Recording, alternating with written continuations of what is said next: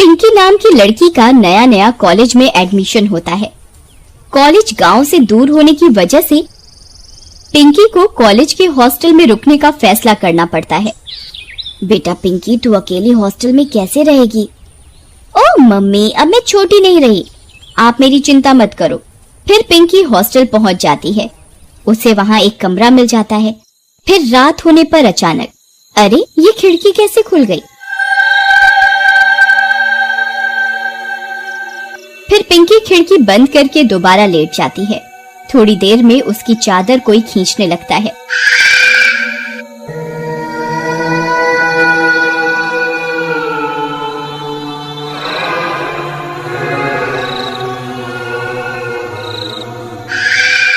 कौन है?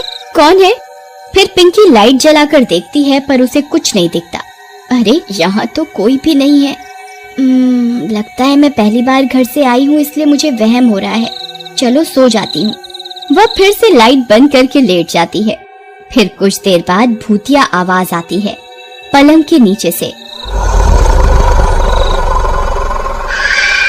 पिंकी, पिंकी, पिंकी।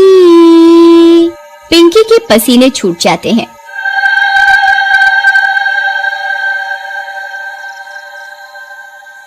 कौन? पिंकी फिर से झट से उठकर लाइट जलाती है और पलंग के नीचे डरते डरते देखती है। उसे कुछ नहीं दिखता। उफ, मैं भी ना, लगता है मुझे इन सब चीजों को इग्नोर करके सो जाना चाहिए। मुझे बस वहम हो रहा है। फिर जैसे ही पिंकी उठती है, उसकी चीख निकल जाती है। उसके पलंग पर एक खतरनाक चुड़ैल बैठी होती है।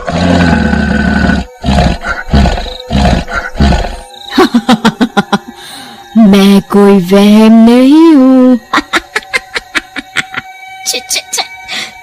चुड़ैल जी, आपको मुझसे क्या चाहिए? मैं तो गांव की एक सीधी सादी लड़की हूँ, मुझे जाने दो चुड़ैल जी। मुझे तू चाहिए। फिर चुड़ैल पिंकी के शरीर के अंदर घुस जाती है और उसे अपने वश में कर लेती है। फिर अगली सुबह होने पर पिंकी अपनी क्लास में जाती है। उसकी आंखें एकदम लाल रहती हैं। उसकी आवाज बदल जाती है और वो बहुत गुस्से में रहती है।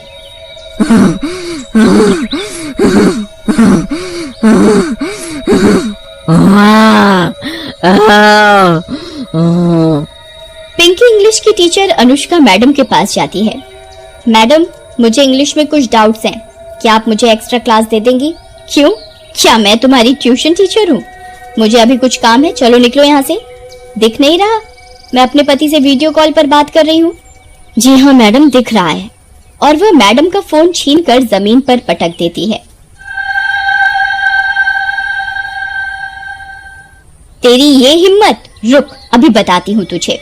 फिर पिंकी चुड़ैल में बदल जाती है।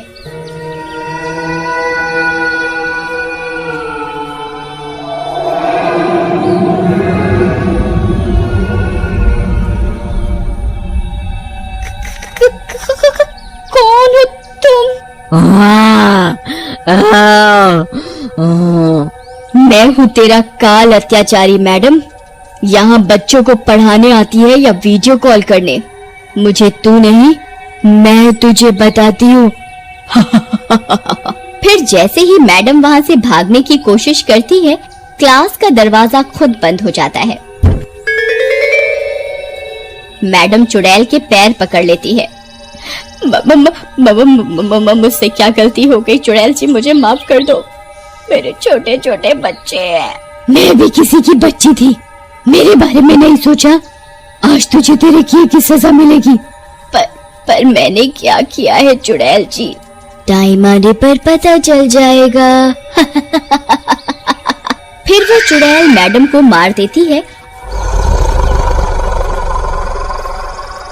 और फिर से पिंकी के रूप में आकर वहां से निकल जाती है।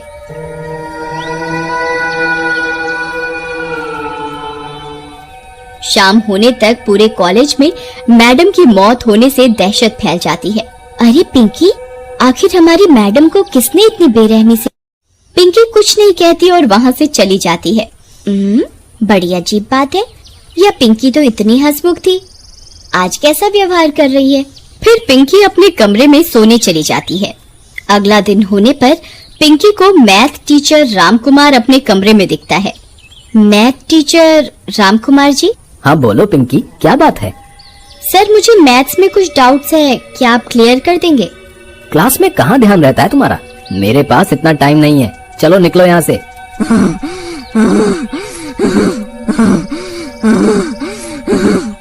पिंकी को गुस्सा आ जाता है और वो चुड़ैल बन जाती है। पिंकी को देखकर रामकुमार के पसीने छूट जाते हैं और वह कांपने लगता है। कौन हो तुम? मुझे माफ कर दो, मुझे माफ कर दो। बताओ तुम्हारे क्या डाउट्स हैं, अभी क्लियर कर देता हूँ, मुझे माफ कर दो। डाउट्स क्लियर नहीं, आज तेरे पाप क्लियर होंगे जुल्मी टीचर। फिर चुड़ैल उसे मार देती है और पंखे से लटका देती है।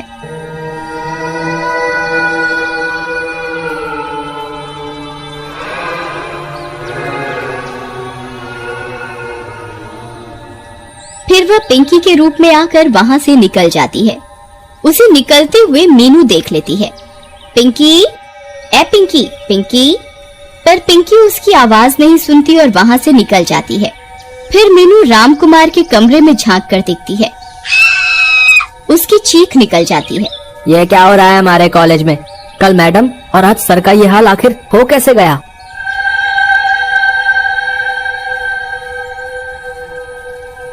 मैडम का तो मुझे पता नहीं, पर लगता है सर ने मैडम के दुख में फांसी लगा ली। मीनू, क्या तुमने कुछ नहीं देखा? सबसे पहले सर की लाश तुमने ही देखी थी।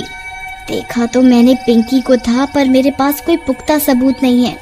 पहले मुझे खुद से पक्का करना होगा कि इन सब के पीछे कौन है, तभी कुछ बोलने का फायदा है। कहीं पिंकी मेरी जान की दुश्मन ना बन जाए।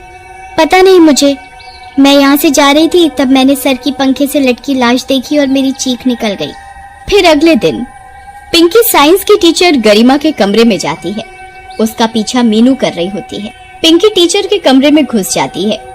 मीनू खिड़की के पास छिप जाती है और सब कुछ देख रही होती है। गरिमा मैडम, मुझे कुछ डाउट्स थे, क्या आप हेल्प कर देंगी? नहीं, निकलो यहाँ से, मेरा वैसे ही दिमाग खराब है। पता नहीं सारे टीचर्स को क्या हो रहा है, भगवान जाने कब किसका नंबर आ जाए। जाओ यहाँ से। फिर टीचर अपनी अलमारी की ओर मुड़ जाती है। आज तो तुम्हारा नंबर आ गया मैडम। फिर जैसे ही टीचर पीछे मुड़ती है, पिंकी एक चुड़ैल में बदल जाती है। उसको देखते ही मीनू की आंखें फटी की फटी रह जाती है और टीचर थर थर कांपने लगती है। तुम्हारा काम है बच्चों को पढ़ाना और तुम यहाँ बैठकर दिन भर आराम करती हो। आज मैं तुम्हें ठीक से ही आराम करवा देती हूँ। फिर चुड़ैल मैडम का गला दबाकर उसे मारने लगती है।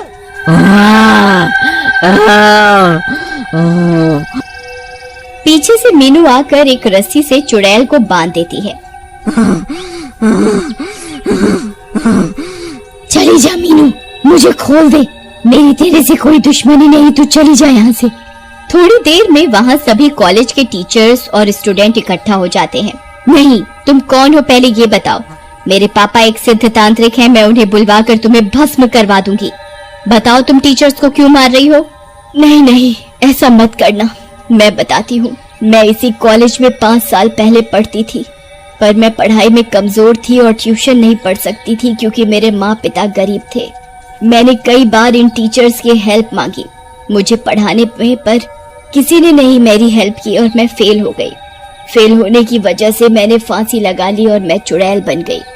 तब से मैंने प्रण ले लिया कि मैं अपनी मौत का बदला जरूर लूंगी। ये सभी टीचर मेरी और मेरे जैसे कई बच्चों की मौत के कारण है। अच्छा, पर इन्हें मारने से तो कई और बच्चों का जीवन अंधकार में चला जाएगा ना। आप सभी टीचर्स इनसे माफी मांगे और पिंकी को आजाद कराएं और वादा करें आप कमजोर स्टूडेंट्स की हेल्प करेंगे। फिर सभी उस चुड़ैल से माफी मांगते हैं और वादा करते हैं। फिर वह चुड़ैल पिंकी का शरीर छोड़ देती है। रात का समय था। राजन नाम का एक आदमी बहुत ही घबराया हुआ भागा जा रहा था, जैसे उसकी जान के पीछे कोई पड़ा हो वो भागते भागते गिर जाता है और जोर जोर से चिल्लाने लगता है, बचाओ बचाओ, मुझे मार डालेगा, मुझे बचा लो, मुझे बचा लो। राजन की चीख सुनकर वहाँ एक चौकीदार जिसका नाम सोहन होता है आ जाता है और बोलता है, क्या हुआ भैया, आप ऐसे क्यों चिल्ला रहे हो? कोई आपके पीछे पड़ा है क्या हुआ बताओ तो सही। मेरी परछाई मुझे मार डालेगी, वो मेरे पीछे पड़ी है। देखो देखो, मेरी पीठ पर कई निशान भी हैं चोट के, मुझे बहुत दर्द हो रहा है, मुझे बचा लो। राजन की बात सुनकर सोहन हंसने लगता है और हंसते हंसते बोलता है, कैसी बहकी बहकी बातें कर रहे हो भैया आप? भला कोई परछाई किसी की जान ले सकती है क्या? अरे वो तो हमारा ही हिस्सा होती है। लगता है आपने कोई बुरा सपना देख लिया है और डर गए हो। नहीं नहीं, मैं सही कह रहा हूँ, ये देखो मेरी पीठ पर निशान। ऐसा कहकर राजन सोहन के आगे अपनी पीठ कर देता है, लेकिन उसकी पीठ पर कोई निशान नहीं होता। ये देख सोहन बोलता है, भैया आपकी पीठ पर कोई निशान नहीं है। ऐसा करो, आप मेरे साथ चलो और वहाँ सो जाओ, सुबह आप अपने आप घर चले जाना। सोहन की बात सुनकर राजन सोहन के साथ चला जाता है। सोहन एक अपार्टमेंट के सामने जाकर खड़ा हो जाता है और राजन से बोलता है, भैया एक काम करो, आप कमरा नंबर 303 में चले जाओ, वो खाली है, और सो जाओ। हम बाहर ही चौकीदारी कर रहे हैं। लेकिन अगर वो परछाई फिर से आ गई तो? नहीं, तुम भी मेरे साथ चलो। मैं अकेले नहीं जाऊंगा। तुम डरो मत भैया, मैं बाहर ही बैठा हूँ दरवाजे पर। अगर कोई आएगा भी तो गेट से ही आएगा, मैं उसे गेट पर ही पकड़ लूंगा, मैं हूँ ना। सोहन के समझाने पर राजन उसकी बात मान जाता है और एक कमरे में चला जाता है और सो जाता है। थोड़ी देर बाद उसकी नींद खुलती है। उसके सामने एक परछाई खड़ी होती है जो उसी की होती है। मुझे जाने दो, मुझे जाने दो, मुझे जाने दो। मैंने क्या बिगाड़ा है तुम्हारा? मुझे मत मारो, मुझे मत मारो, तुम तो मेरी परछाई हो। मैं तुम्हारी परछाई तो हूँ, लेकिन साथ ही तुम्हारी मौत भी हूँ। राजन जोर जोर से चिल्लाता है, लेकिन उसकी आवाज बाहर नहीं जाती और परछाई राजन के टुकड़े टुकड़े कर देती है और वहाँ से चली जाती है और सुबह भी हो जाती है। सोहन सोच में पड़ जाता है। लगता है राजन भैया सो गए हैं, चल कर देखूं क्या हालत है उनकी, बेचारे काफी परेशान थे। ऐसा कहकर सोहन कमरे के अंदर जाता है। कमरे में राजन की कटी फटी लाश पड़ी होती है, जिसे देखकर सोहन बोलता है, राजन भाई को किसने मारा? पूरी रात तो हम यहीं थे, मुझे पुलिस को सब बताना चाहिए। ऐसा सोचकर सोहन पुलिस को बुला लेता है। पुलिस इंस्पेक्टर, जिनका नाम वीर सिंह होता है, सोहन को बोलते हैं, तो सोहन, तुमने किसी को अंदर आते हुए नहीं देखा, लेकिन जब कोई अंदर गया ही नहीं तो इसे किसने मारा? कहीं तुमने ही तो इसे नहीं मारा? साहब, हम क्यों मारेंगे इन्हें? ये तो खुद ही बहुत घबराए हुए थे और किसी परछाई की बातें कर रहे थे। फिर सोहन पुलिस इंस्पेक्टर को पूरी बात बताता है, जिसे सुनकर वीर सिंह हंसने लगता है और बोलता है, तुम्हारी बात सुनकर तो मुझे बहुत जोर से हंसी आ रही है, क्या मजाक है ये। तभी उसकी नजर कमरे में लगे कैमरे पर पड़ती है। वीर सिंह खुश हो जाता है और बोलता है, अभी दूध का दूध और पानी का पानी हो जाएगा। इस कैमरे की रिकॉर्डिंग से पता चल जाएगा कि किसने इसे मारा है। ऐसा कहकर वीर सिंह उस कैमरे की रिकॉर्डिंग मंगवाकर उसे चलाने लगता है, लेकिन कैमरे में राजन की कोई भी रिकॉर्डिंग नहीं होती। ये देख वीर सिंह हैरान रह जाता है। तभी सोहन डरते हुए कहता है, साहब, अब तो मुझे भी यकीन हो गया है, इन्हें उस परछाई ने ही मारा है। साहब, मुझे आप अपने साथ ही ले चलो ना जाने मुझे क्यों डर लग रहा है। तुम तो वैसे भी तब तक थाने में रहोगे जब तक राजन के असली कातिल का पता नहीं चल जाता। तुम अब हमारे साथ ही चलोगे। फिर वीर सिंह और सोहन पुलिस की गाड़ी में बैठकर थाने के अंदर चले जाते हैं वीर सिंह सोहन को लॉकअप के अंदर ले जाकर बंद कर देता है। साहब साहब साहब, मुझे अकेला मत छोड़िए। वो परछाई अब मेरा पीछा कर रही है। वो गाड़ी के पीछे पीछे आ रही थी। सोहन, मुझसे पागलों वाली बातें मत करो। मेरा मूड वैसे ही खराब है। चुपचाप बैठे रहो। ये पुलिस स्टेशन है, यहाँ बड़े बड़े भूत भाग जाते हैं, समझे? ऐसा कहकर वीर सिंह वहाँ से चला जाता है। रात होते ही सोहन सोने लग जाता है, लेकिन तभी आधी रात को उसकी नींद खुलती है। उसकी परछाई उसके सामने हंस रही थी। तुम तो मेरी परछाई हो। भला मुझे क्यों मारना चाह रही हो? तूने मेरे शिकार को बचाना चाहा, इसीलिए अब तू मरेगा। ऐसा कहकर परछाई सोहन की तरफ बढ़ती है। सोहन जोर जोर से चिल्लाने लगता है, लेकिन सोहन की आवाज बाहर नहीं जाती है। तेरी आवाज बाहर नहीं जाएगी, कितना भी चिल्ला तू। आज तेरी मौत पक्की है। फिर वीर सिंह वहाँ से अपने घर चला जाता है और अपनी पत्नी सुजाता, जो कि एक वैज्ञानिक होती है, उसे सारी बात बताता है, जिसे सुनकर सुजाता वीर सिंह से बोलती है, मुझे ये सब किसी आत्मा या चुड़ैल का किया धरा लगता है। नहीं तो कातिल कोई भी हो, कैमरे में तो जरूर आता ना। सुजाता की बात सुनकर वीर सिंह हंसने लगता है और बोलता है, क्या कहा? चुड़ैल या आत्मा? तुम साइंटिस्ट होकर अंधविश्वास की बातें कर रही हो। मुझे तुम पर हंसी आ रही है। देखो, ये हंसने की बात नहीं है वीर। जैसे भगवान है इस दुनिया में, वैसे ही शैतान भी है, समझे? चलो, अभी मुझे ऑफिस जाना है कुछ काम से। ऐसा कहकर सुजाता वहाँ से चली जाती है। वीर भी अपने कमरे में बैठकर टीवी देखने लगता है। तभी उसे लगता है जैसे कोई उसे घूर रहा है। वीर सिंह पीछे घूमता है, लेकिन उसे कोई नहीं दिखता। मुझे ऐसा क्यों लग रहा है कोई मुझे घूर रहा है? हो सकता है ये मेरा वहम हो। ऐसा कहकर वीर सिंह फिर से टीवी देखने लगता है, लेकिन तभी उसे फिर से वैसा ही महसूस होता है। वीर सिंह थोड़ा घबरा जाता है, लेकिन संभलते हुए बोलता है, कौन है? सामने आओ, कौन घूर रहा है मुझे? वीर सिंह की बात सुनकर एक काली परछाई बाहर आती है। परछाई को देखकर वीर सिंह हैरान रह जाता है और बोलता है, अरे ये तो मेरी परछाई है, लेकिन ये मुझसे अलग क्यों है? वीर सिंह की बात सुनकर परछाई हंसने लगती है और बोलती है, सही पहचाना तूने वीर सिंह, मैं तेरी ही परछाई हूँ। लेकिन अब मैं तेरे साथ नहीं चलूंगी, बल्कि तेरी मौत बनूंगी। परछाई की बात सुनकर वीर सिंह भी डर जाता है और बोलता है, क्या बोल रही हो तुम?